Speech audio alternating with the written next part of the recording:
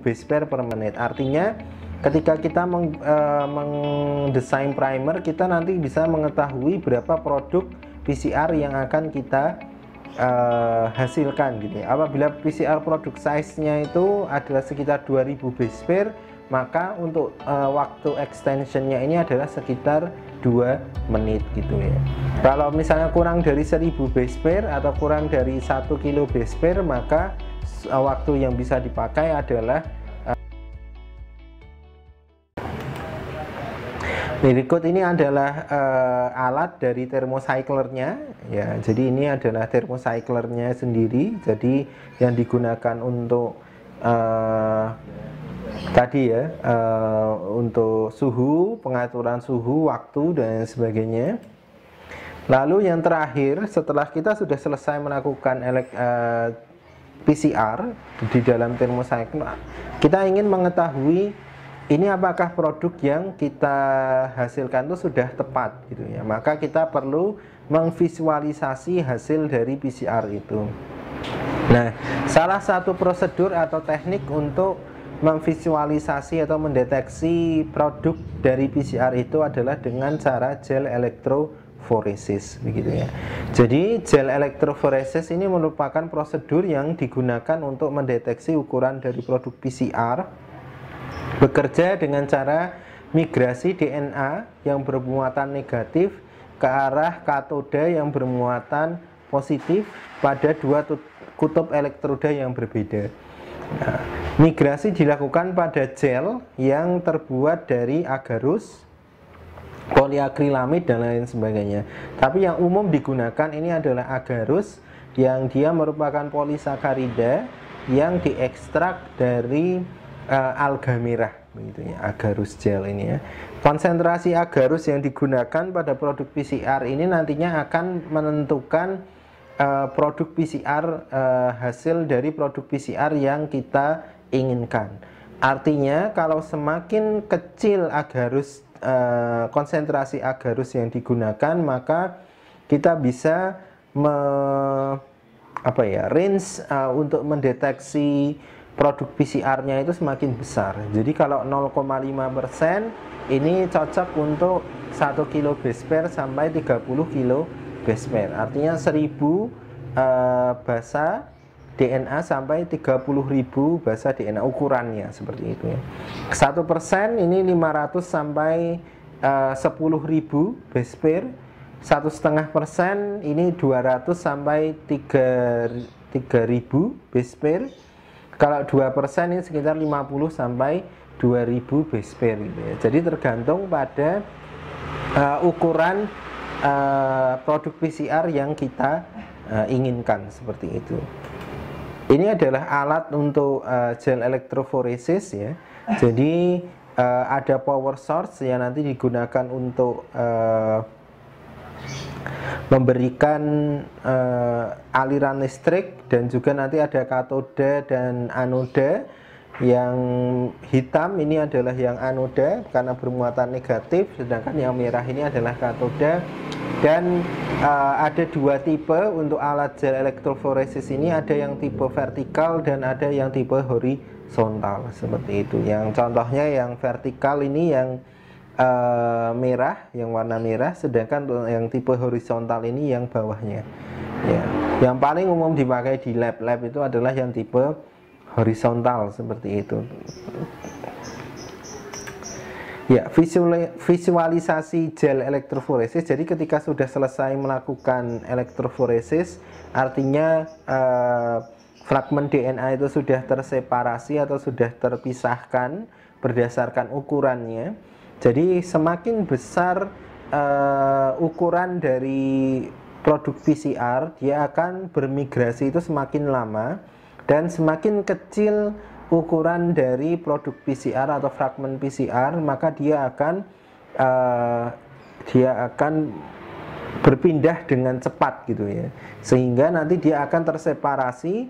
Yang paling atas itu adalah ukuran DNA, fragmen DNA yang paling besar, dan yang paling bawah itu adalah ukuran fragmen DNA yang paling kecil. begitu ya. Dan biasanya visualisasinya ini digunakan dengan menggunakan cat atau dye, yang biasanya dipakai ini adalah ethidium bromide gitu ya.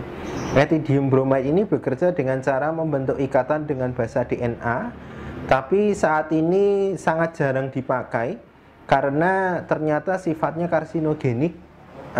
Banyak beberapa kasus ternyata peneliti-peneliti itu tidak sadar kalau misalnya ethidium bromide ini bersifat karsinogenik. Bahkan untuk menimbangnya saja ethidium bromide ini harus dilakukan sebetulnya tidak boleh dilakukan di tempat terbuka, tapi biasanya beberapa peneliti masih menimbang ethidium bromide itu di ruangan terbuka karena ternyata ini bisa terhirup juga ya. Jadi ethidium bromide ini bisa terhirup dan ini ternyata sifatnya karsinogenik, sehingga saat ini ethidium bromide ini sudah sangat jarang digunakan dan yang biasa dipakai ini adalah fluorophore seperti itu ya, fluorescence ya.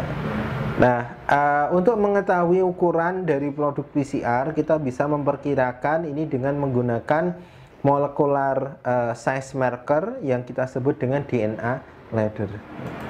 Jadi ini contohnya, yang bagian kiri ini adalah DNA ladder. Jadi ini adalah fragmen atau basa DNA-nya itu sudah terfragmentasi sehingga kita bisa memperkirakan produk PCR-nya itu ukurannya itu berapa base pair seperti itu. Dan yang sebelah kanan ini adalah contoh hasil dari gel elektroforesis, sehingga di sini bisa kita lihat bahwa hasil PCR ini sangat spesifik, tidak ada primer dimers, yang dibuktikan tidak adanya atau ikatan yang non spesifik gitu ya. Jadi primer itu betul-betul menempel pada daerah gen yang ingin diamplifikasi karena dia hanya menghasilkan satu kita sebutnya yang putih-putih itu kita sebut dengan band gitu ya. Hanya menghasilkan satu band saja seperti itu. Ya, jadi kesimpulannya apa? Jadi di sini gizi molekuler ini merupakan cabang ilmu yang melibatkan berbagai disiplin ilmu. Jadi tidak hanya melihat dari genom saja atau gen saja, tapi dia melihat sampai ke arah protein, strukturnya, interaksinya, dan sebagainya. Dan ini melibatkan berbagai disiplin ilmu. Polymerase chain reaction atau PCR ini merupakan salah satu teknik yang digunakan dalam amplifikasi daerah DNA, yang ini menggunakan enzim yang disebut dengan DNA polimerase. Standarnya DNA polimerase ini berasal dari bakteri TAC atau Thermus aquaticus. Namun saat ini kita ketahui bahwa ternyata ada beberapa produk DNA polimerase yang berasal juga tidak berasal dari TAC atau Thermus aquaticus gitu. Keberhasilan PCR ini sangat bergantung pada beberapa faktor, antara lain desain primer yang baik, pengaturan dan suhu waktu pada thermocycler, dan konsentrasi agarus saat gel elektroforesis. Dan ini nantinya apabila Bapak dan Ibu atau saudara-saudara sekalian tertarik, nantinya akan ada kursus atau kursus khusus gitu ya, yang nantinya akan membahas terkait dengan bagaimana cara mendesain primer dengan menggunakan aplikasi dari GenBank tadi, primer blast, lalu bagaimana mengset suhu atau waktu pada thermocycler, dan bagaimana membuat agarus gel yang baik, dan juga bagaimana merunning atau men-setting, mengatur waktu dan juga tegangan pada alat gel elektroforesis itu sendiri. Karena ketika kita salah dalam mengatur tegangan gitu ya, atau voltase pada alat gel elektroforesis, itu nanti akan menyebabkan gelnya itu jadi leleh gitu ya. Sehingga berapa sih sebetulnya voltase yang diperlukan untuk yang efektif atau yang optimal supaya gel tadi tidak melting atau tidak meleleh seperti itu. Mungkin itu saja yang bisa saya sampaikan. Terima kasih.